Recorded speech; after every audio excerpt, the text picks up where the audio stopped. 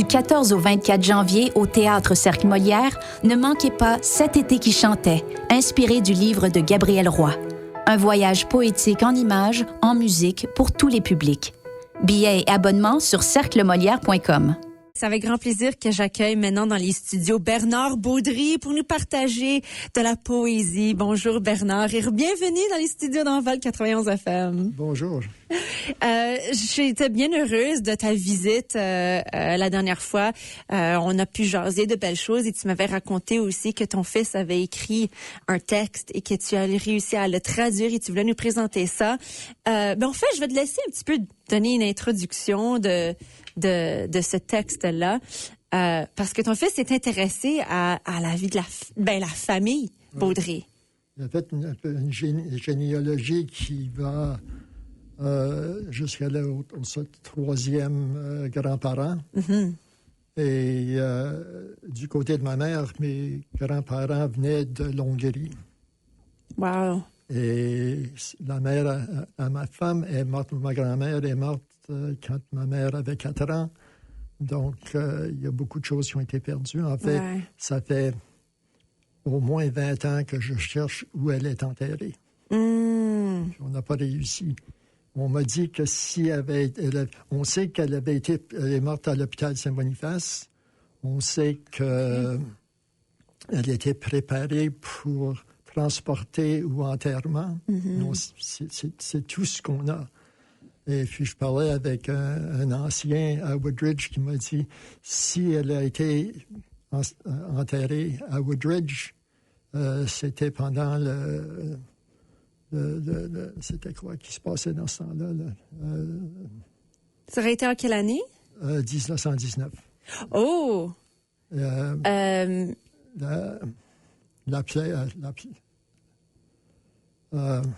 Qu'est-ce qu'il appelait ça encore? Le Spanish flu. Oh, okay. D'accord. Comme ça, il a dit, si elle a été enterrée à Woodridge, probablement c'est seulement une croix en bois. Si c'est une croix en bois, apparemment, régulièrement, il passait un feu au travers du cimetière pour le nettoyer.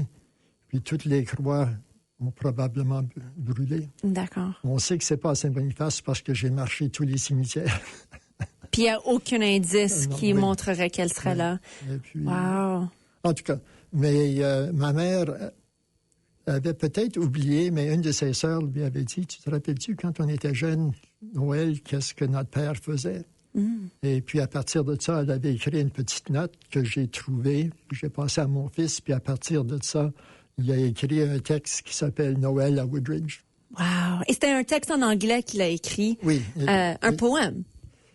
C'était pas vraiment un poème. Moi, je l'ai fait un peu poème, plus poétique. D'accord. Mais en tout cas, c'est bien. Ouais. Si j'ai de la peine à dire, des fois, c'est que je deviens émotionnel quand je le dis. Mais surtout que ça vient toucher vraiment, tu sais, la famille. Là. C'est des souvenirs, c'est la nostalgie, sûrement qui ressort de tout ça. Sa recherche est exceptionnelle. Comme, pour te donner un exemple, il a écrit les histoires pour ses enfants. Donc, il a ajouté des choses qu'on ne sait pas.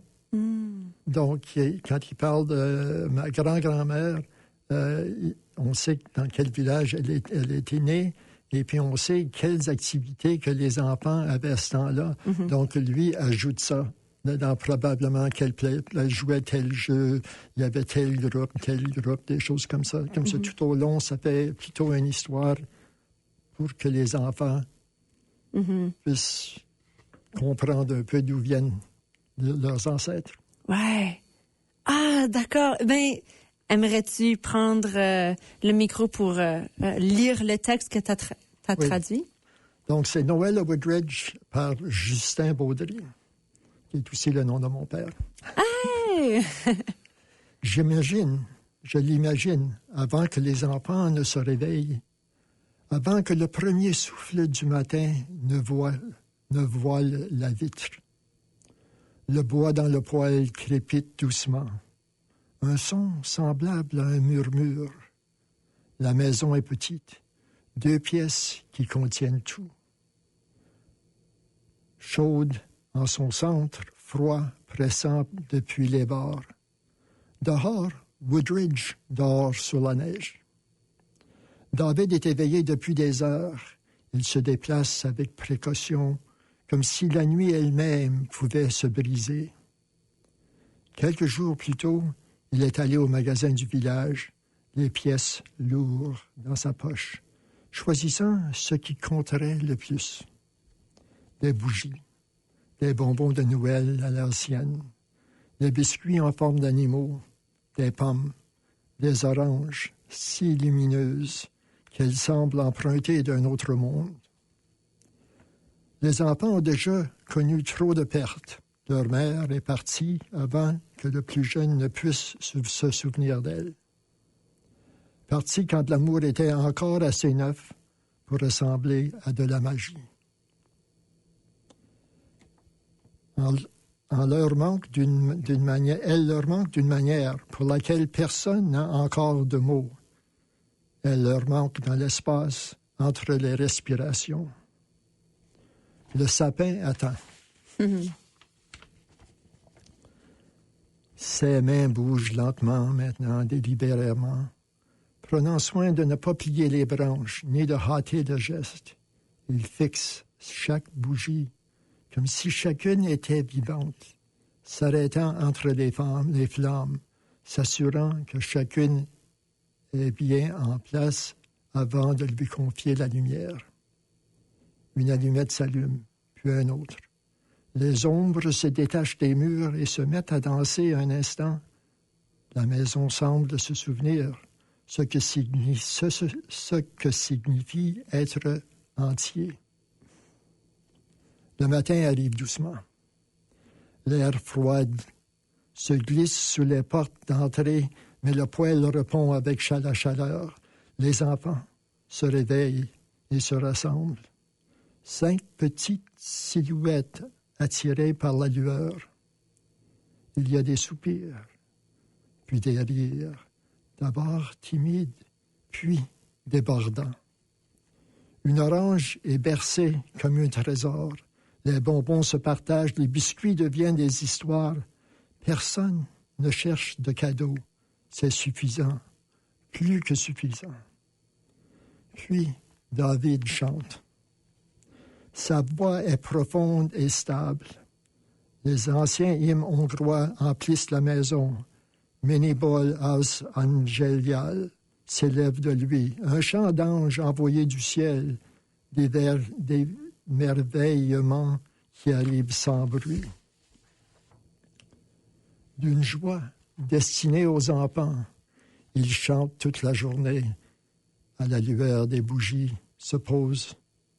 Et la lueur des bougies se pose sur les visages des enfants, les enveloppe de chaleur et d'ombre. La lumière des bougies.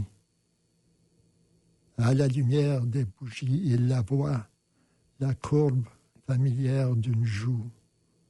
Un regard, un rire qui lui ressemble presque. Juliana est là, en fragments, en écho, vivante dans les enfants qu'elle a laissés derrière elle. Les années passent. Ma grand-mère devient âgée et pourtant, décembre, c'est toujours de la retrouver. Une sœur, Julia, mentionne Noël une fois. Et soudain, ce matin revient. Le poêle qui crépite, les bougies qui vacillent, le chant.